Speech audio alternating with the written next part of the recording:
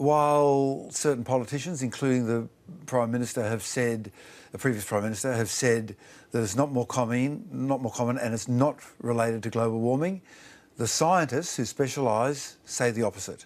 It is more common and it is related to global warming. So just how much hotter have we become, say, in the last 5 to 10 years? The temperature's rising by 1.5 degrees since 1880, but we're on a bit of an accelerating trend. Let me just talk you through what a heat wave is. It's easy to say it's a heat wave. So there's a bunch of definitions, and I'll just go with the World Meteorological Society definition. So you pick a day, like today, between 1961 and 1990. There's 30 years there. So on each of those days, you say the maximum temperature was 20, 22, 25, 30, 35, 40, whatever, and you get 30 numbers. You add them up and you average, and you say, OK, that's the average hottest temperature over 30 years for that particular day of the year, be it Australia Day or whatever. A heat wave is when you exceed that temperature by 5 degrees centigrade, and not just for one day, but for either 3 or 5 days in a row. And that's become much more common, hasn't it? I mean, we've seen, even just in recent weeks, heat waves in southeast Queensland and across southern Australia. True, but we're dealing only with a small percentage of the world's surface, say 1%.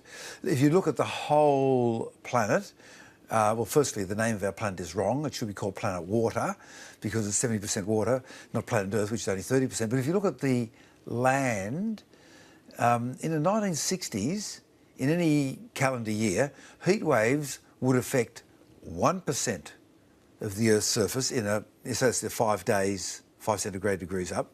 In the 1960s, 1%. At the beginning of the decade that we're in right now, 2010, they affected 5%. In 3 years' time, at the end of this decade, 10%. And in the year 2040, 20%.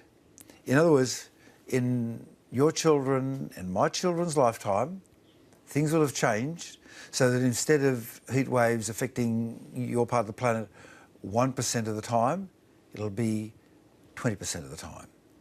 And these are quite dangerous as well. Once we reflect back on a period that we assign as a heat wave, we see huge spikes in deaths, fatalities of people, don't we? It's scary. Like in Australia, you immediately think of heat wave and you think of bushfire.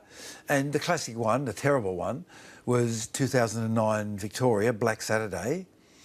And 173 people died from the bushfires, the flames, the blistering. 173. More than twice as many died invisibly from the heat wave. And I say invisibly because you've just got a dead person there and there's no obvious burning, blistering, charring, but they're dead. And the way they realised this, that there was something bad happening, was they ran out of rooms in the government morgues. In the university hospitals, in the universities, the morgues there, the private mortuaries, they then had to go to commercial areas to store the bodies. So suddenly they had more dead bodies than they could handle and nowhere to put them. And when you're looking at other heat waves, it was even worse. So, for example, in 2003, we had a heat wave hit Europe, 55 to 70,000 people dead, 15,000 dead in just 2 months in Paris. They had to go to refrigerated rooms. So there's some sort of big ice cream factory and they're just stacking the bodies in there because they've got nowhere else to put them. 15,000 dead over and above what you normally expect. In Russia, they had 55,000 dead in 2010. And some people obviously will be more vulnerable to extreme heat than others. So the elderly tend to have smaller reserves of strength. Also, in general, they tend to have less bladder control, so they tend to drink less water to cut down on visits to the toilet, which is exactly the opposite of what you want. You want to keep that water coming through.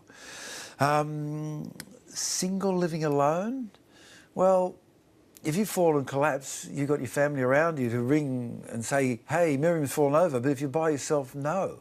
And if you're on the top floor of a walk-up in Paris or in Europe, they're normally cheaper than the lower floors. They're not more expensive because you've got a view, because there is no view really, you're just seeing other places, but you're more exposed to the cool or the heat, in this case the heat. And of course the buildings are not made for it very well there, and so they survived, they died in vast numbers. Well, we are going to have to prepare for that future then, if this is an ongoing trend that we're going to see progressing into the future. Yeah, on one hand, we could have the entire world running off renewables within 10 years if we decided to. It's just purely political will, nothing to do with the science is not available, we can do it. And we could even reverse it if we wanted to. But in the short term, we have to make the houses better. And unfortunately, the Australian standards for houses are incredibly low. In my house, I've put in double glazing on all the windows, just finished the second batch all the way through. At the end of the first batch, we dropped our heating bill in winter from $600 to $200. Double glazing.